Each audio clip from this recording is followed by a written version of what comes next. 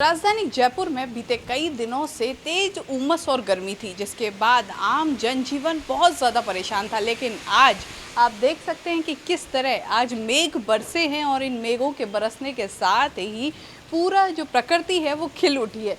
किस तरह यहाँ पे आप देख सकते हैं बारिश हो रही है लगातार। राजधानी जयपुर में 1 घंटे के करीब हो चुके हैं और ये बारिश चल रही है। बीते कई दिनों से मौसम लगातार परिवर्तित हो रहा था, कभी धूप थी तो कभी छाँव थी, हल्की हल्की बारिश भी थी, लेकिन उस बारिश के बाद उमस बहुत ज़्यादा थी। लेकिन आज जिस तरह की बारिश हुई है इसके बाद सुकून मिला है राजधानी वासियों को, जयपुर वासियों को।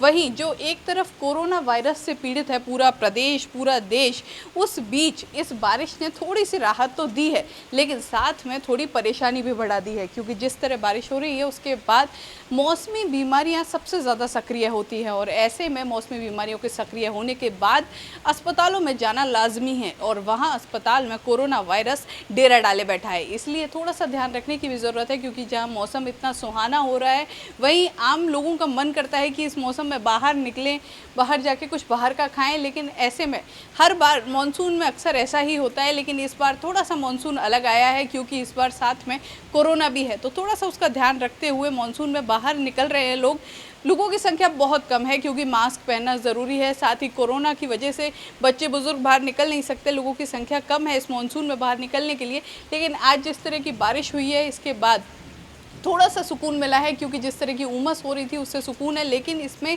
ध्यान रखने की बहुत ज़्यादा ज़रूरत है।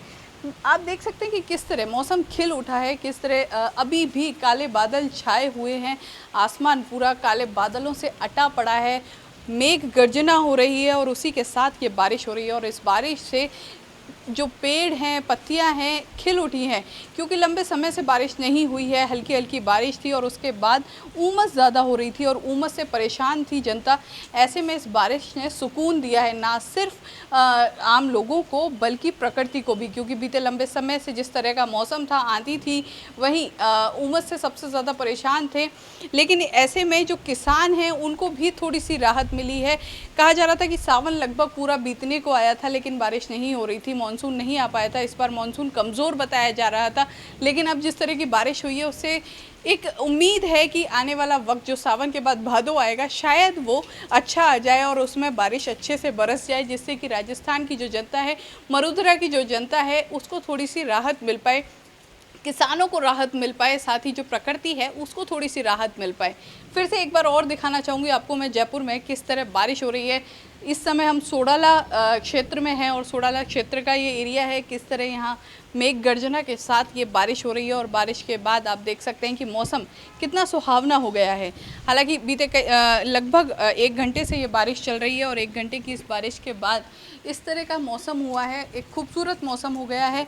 लेकिन इसी मौसम में एक चीज़ ध्यान रखने की भी है, क्योंकि ये मौसम इसके बाद कई मौसमी बीमारियां सक्रिय होती हैं, तो उसको थोड़ा ध्यान में रखते हुए वहीं छतों पे भी लोग थोड़े थोड़े निकलने लगे हैं। लेकिन इस बारिश की वजह से ज़्यादा लोग नहीं दिखाई दे रहे हैं, क्योंकि कोरोना की वजह से ज़्यादा लोग दिखाई नहीं दे रहे हैं, क्योंकि कोरोना फैल रहा है। ऐसे में मौसमी बीमारियां ज़्यादा सक्रिय होती हैं इस मानसून में। तो इसीलिए हम अपने दर्शकों से भी यही कहेंगे कि इस मानसून में मौसम को एंजॉय करें, मानसून को एंजॉय करें, लेकिन अपना ध्यान रखें, क्योंकि इस बार मानसून थोड़ा सा अलग है, क्योंकि इस बार कोरोना वायरस है। तो इसलिए साथ में एंजॉय करने के साथ में ये ध्यान रखें कि बाहर का कम से कम खाएं और साथ ही भीगे कम, जिससे कि ज़्यादा मौसमी बीमारियां आप पर अटैक ना कर सके, आप ज़्यादा सक्रिय ना हो सके मौसमी बीमारियां, जिससे कि आपको किसी तरह की परेशानी ना हो।